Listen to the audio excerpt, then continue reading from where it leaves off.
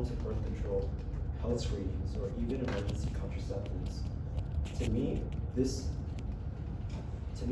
doesn't sound like a developed nation.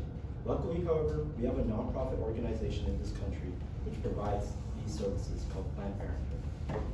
I believe that Planned Parenthood as an organization is beneficial to our society as it provides useful services that help better or even save lives. Due to the amount of time I spent researching and preparing for this topic, I believe I have a good amount of credibility to speak about this organization. And I believe that you can all benefit from listening because Planned Parenthood is an organization that provides services useful for many health-related situations you may encounter in life. Today I'll talk about 3 things regarding this organization. The first one is how the services Planned Parenthood provides are under threat. The second one is how Planned Parenthood can be protected from these threats. And finally, how society would look like if we were successful in protecting it. Now that I briefly previewed what I'll cover today, let's get right into the first point. Planned Parenthood and the services it provides are under threat of being diminished or done away with completely due to the pressure from the government, such as passing laws to restrict them, as well as trying to defund them.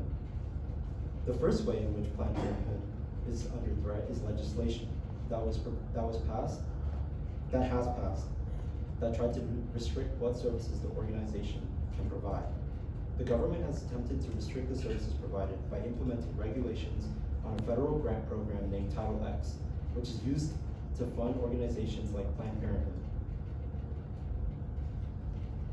So this slide shows the services that Title X that it funds.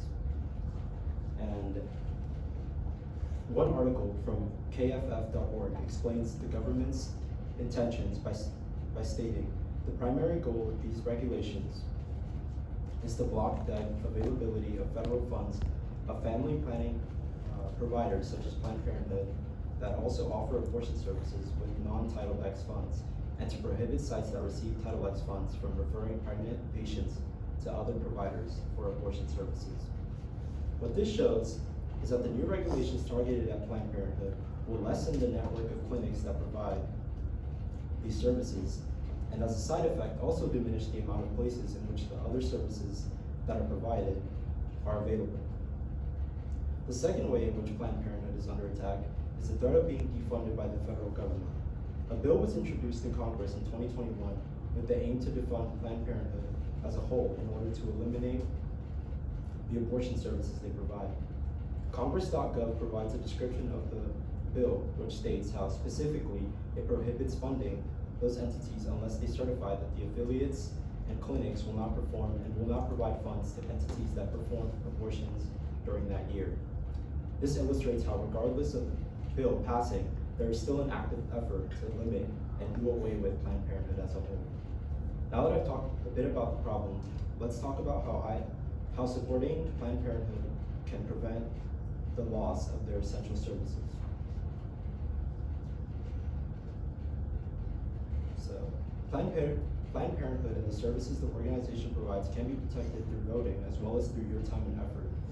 If you use your power as a citizen and vote, you can protect Planned Parenthood. Voting is essential in a democracy. It is the way to make your opinion matter. One website titled circle.tufts.edu gives a statistic regarding the amount of voters in our age group recently by stating, we estimate that 50% of young people ages 18 to 29 voted in the 2020 presidential election, a remarkable 11-point increase from 2016, and likely one of the highest rates of youth electoral participation since the voting age was lowered to 18. What this means is that there is a trend of people our age voting, and it's making a difference, which we can use to support Planned Parenthood. Then this slide I provided so you can see the amount of people that are voting that are around our age group. Another way you can help with this problem is if you provide your time and effort to this organization. In their website, Planned Parenthood offers ways in which you can help, which include contributing your time, which they state by saying, join us in the meaningful work we do every day, either by directly providing sexual and reproductive health education services at one of our more than 600 affiliate health centers, or by helping to ensure that everyone has access to those services at one of our administrative offices around the country. Now that I've talked about the ways you can support Planned Parenthood, let's look at how our country would look like with and without these services. If Planned Parenthood remained as an organization in this country, it would mean more accessible healthcare for many issues and a safe way to obtain these services. If nothing were to change and Planned Parenthood ceased to exist, it would mean a great loss for healthcare in general. If Planned Parenthood remains protected and is funded, then that would mean that healthcare would probably remain safe and accessible. By having Planned Parenthood around, services such as providing contraceptives will continue to positively impact our society. A website titled gutlocker.org provides a statistic on this very service by stating, despite the fact that Planned Parenthood sites accounted for only 10% of all publicly funded family planning clinics in 2010, they served 36% of publicly funded contraceptive clients that year. This means that if Planned Parenthood is protected, so will the important services it provides. On the contrary, if the organization ceased to exist, then under-resourced places would suffer. One article online from the National Library of Medicine stated, defunding Planned Parenthood health centers would result in the loss of reproductive health and primary healthcare services that cannot be immediately replaced by community health clinics or other providers in under-resourced counties. This would be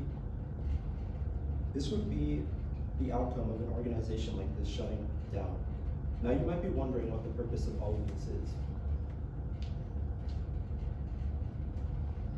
The purpose of this speech was to encourage you to participate and support this organization in any way that you can, and the reasons why. I firmly believe that Planned Parenthood is beneficial to our country, as shown by the services that are essential for the public's well-being. In this speech, I covered how the services Planned Parenthood provides are under a threat. I then talked about how they can be protected from these threats.